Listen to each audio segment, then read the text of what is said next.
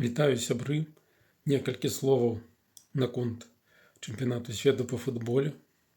Першы тур у самым разгары. Адбылося шэраг цікавых матчаў. Вы бачылі Іспанія Кабо-Верде 0-0. Што тварыў Вазіньо Абрам. Гісторыя абрамніка Вазіньо гэта абсалютнае кіно. Рэальна. У 40 гадоў абрамнік, які падпрацоўваў на іншых працах, выдае матч жыцця на чэмпіянаце свету супраць зборнай Іспаніі. Проста неверагодна.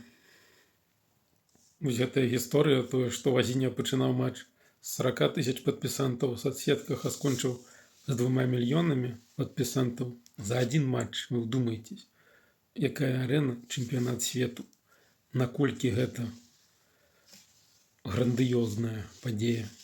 За адзін матч 2 мільёны падпісантаў. А потым, як прайшло 10 гадзін пасля матча, яго ўжо стала 7 мільёнаў падпісантаў. Вы вдумайцесь, насельніцтва Кабо-Верде 500 000 чалавек, а ён узляцеў з 40 000 до 7 мільёнаў падпісантаў. Нешта неверагоднае. Неверагодна. Яшчэ мне спадабаўся матч Бразілія-Марокко. Зборная Марокко пацвердзіла, што на сёння гэта абсалютна топавая зборная. Ад яе можна чакаць вельмі добрых, моцных вынікаў.